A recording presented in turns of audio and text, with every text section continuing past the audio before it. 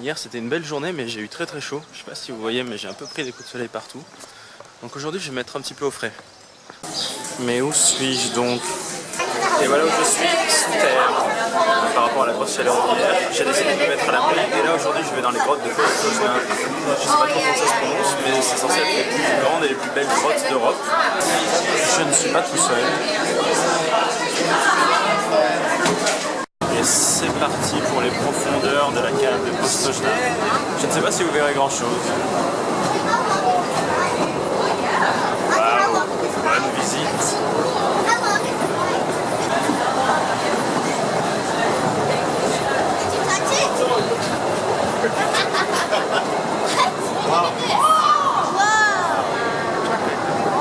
On vient de descendre du petit train et on arrive dans la visite à pied.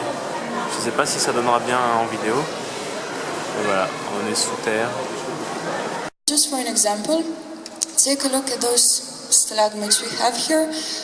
They're rather little ones, but they're still somewhere from 2 to 5, maybe even 6,000 years old. And those behind you, and all around you actually, are of course much older than that. Ici c'est le pont des Russes, c'est les Russes qui l'ont construit pendant la Première Guerre mondiale a priori. Et c'est censé donner l'accès aux plus belles caves de la grotte. On va voir ça.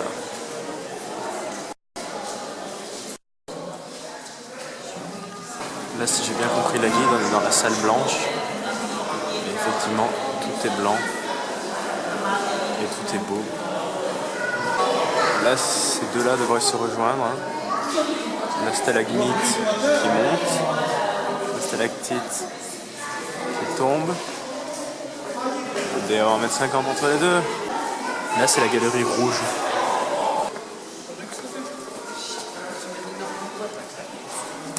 Oups, attention à la tête.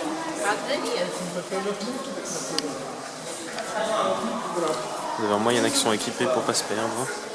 Basket clignotante.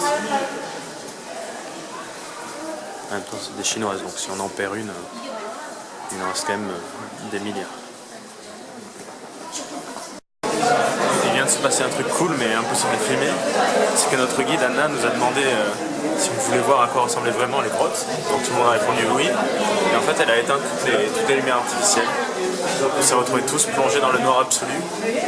C'est sûr que c'est moins sympa pour observer mais ça montre bien où on est quoi, dans les profondeurs de la Terre.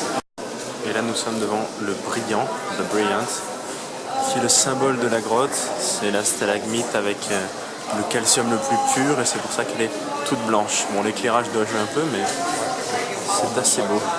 So if you step closer, if you look at the flat screen, you'll see how the offspring of the biggest cave animal looks like. On arrive dans la plus grande salle de la grotte où la guide nous a dit que l'acoustique était excellente et qu'on pouvait tenter de faire de l'écho en criant et en faisant du bruit. Du coup, il y a un petit peu n'importe quoi autour de nous. Je sais pas si... Non, ils se sont arrêtés. Mais ça claquait des mains, ça hurlait, tout ça. Ça faisait yahoo.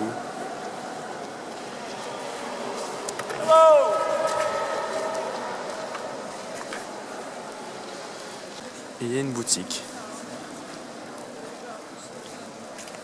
Une boutique absolument sous terre, sous la grotte. C'est un peu dingue, je trouve. Maintenant, je me dirige dans ce bâtiment, qui est le vivarium des grottes. Parce qu'il faut savoir que dans ces immenses grottes sous terre, il y a plus d'une centaine d'espèces d'animaux qui vivent, des espèces cavernicoles donc. Bon, bien sûr, la plupart on ne peut pas les voir, puisqu'elles sont trop discrètes et elles ne sont pas au niveau des touristes.